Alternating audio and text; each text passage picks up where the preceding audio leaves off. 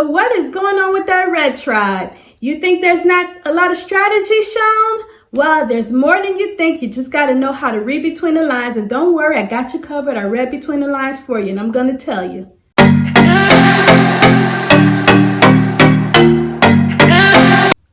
Now, the one person that I think is playing a really great game right now is Tony. And there are a few reasons why I think this. Number one reason is I think Tony's playing a great social game. Okay, number one, because if you look around, Tony is everywhere. He's making the edit everywhere. He's making people laugh with the, almost killing himself with the ladder. He's making people laugh singing shark songs to Sandra, and he's making people laugh by almost having his little finger bitten off by a baby shark.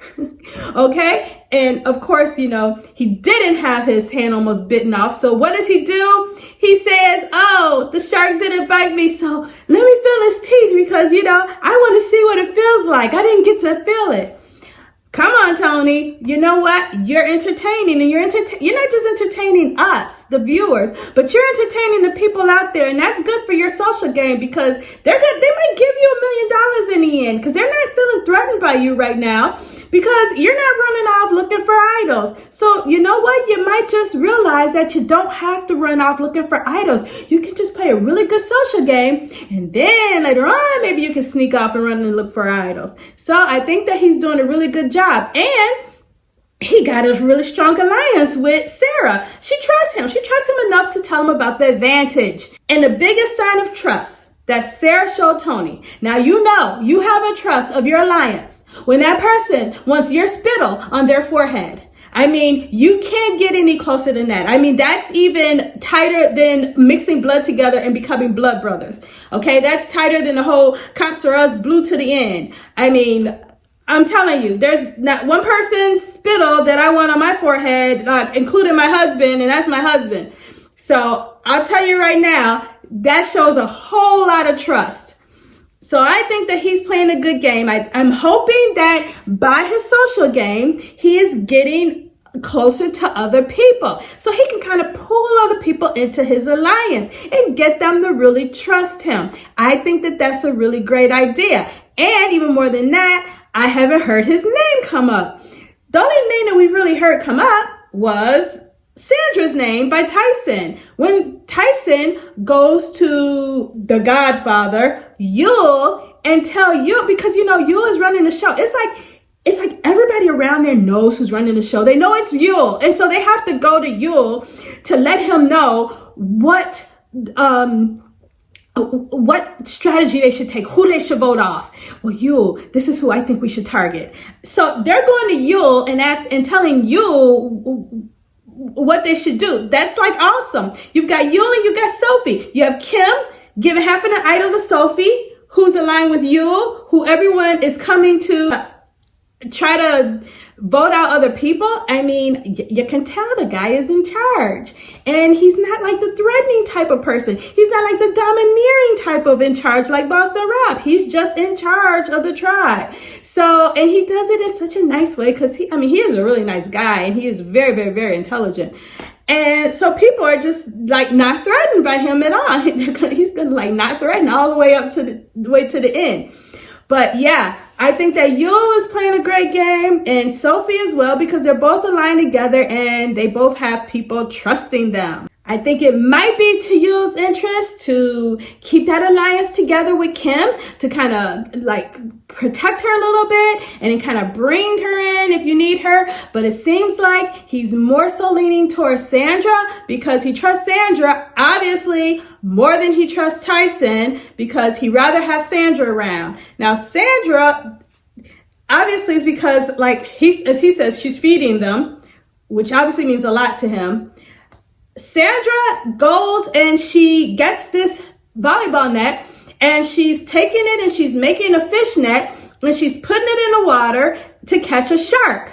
And everyone's looking at that scene like, wow, look at Sandra. She's helping them catch fish. And the only thing that I could think was, where the heck did they get a volleyball net from? A volleyball net? Did I miss something? Was this in one of the previous reward challenges? I must have totally missed this. Please tell me in the comments if I missed that, because I don't remember them getting a volleyball net. And I'm thinking, a volleyball net? What the heck is this Club Med? This is Survivor, right? So I don't know where this net came from, but Sandra somehow finds a net so that she can help catch fish, which is a good idea. And then everybody, they brought it back, and you just think that, oh wow, everybody is just loving everybody. And as I watch how everyone is just sitting around there just loving everyone, and everyone's taking part in, you have Kim and Sophie and Sarah cutting up the fish, and then they're frying the fish to eat it. So everybody's kind of like doing their little part, and everyone, there's just like this big camaraderie inside of the camp. And you just have to wonder who is going to bring the knife out first. Well, we already know Tyson brought out the knife first, but I'm going to tell you, I think that Tyson is in a whole lot of trouble. If Red Tribe ever loses, I think Tyson is in a lot of trouble, because I don't really see him with any allies. He's trying to pull Yul in, but Yul's not going for it. Yul does not trust Tyson, and I wouldn't trust Tyson either. And I'm going to tell you one reason why. Because one of Tyson's interviews before the show started, he said that he started this rumor, and this was before they even went out to the island. He started this rumor that there were people, I believe he said, I'm not certain, but I believe he said it was like Parvati and Boston Rob, or one of them or both of them, said that they weren't going to come on the show unless they were given like a certain amount of money. They were guaranteed a certain amount of money winning if they didn't win the whole thing. And he started this rumor to get other people to not like them and want to target them. And oh, that's so dirty. But you know, it is Survivor. But I'm going to tell you, somebody like that can't be trusted, because he's already starting to play the game before the game even started. So yes, Tyson needs to go. I'm about to go over a little bit of the social dynamics of the Red Tribe. All right, I've got this little chart here. So in this little chart, you will see the king and the queen, Yul and Sophie. Okay, and right under them, you have Nick and Wendell, who Yul has pulled in an alliance. So it's the four of them. But of course, these two are at the top, unbeknownst probably to the rest of them. But, you know, there they are. So I have Kim. And the reason why I put Kim under there is because Yul told Kim that he was going to probably protect her, to want to work with her. I don't know if that's still standing, that whole alliance, or not. And then I have Sandra down here, because I think that because the fact that Yul told Sandra what Tyson's plan is, maybe he might want to kind of keep her around a little longer too. So she might be safer.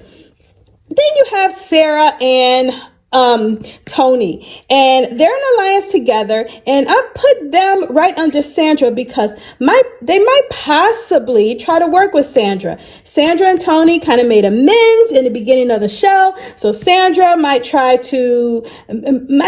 willing to work with them, but you know what she says anyway, anybody but me. And then alone down here is Tyson. Poor Tyson. Tyson is down here. He's trying hard. If you saw one of the extra scenes, you saw how Tyson was at the beauty parlor with Sarah and Sophie, and they were doing his hair, and they made nice little French braids going back. So he is really trying, to up that social game. He's trying. I just don't know if it's working. I just think that some of the things that he said in the past are coming to haunt him, and I don't know if he can climb out of this.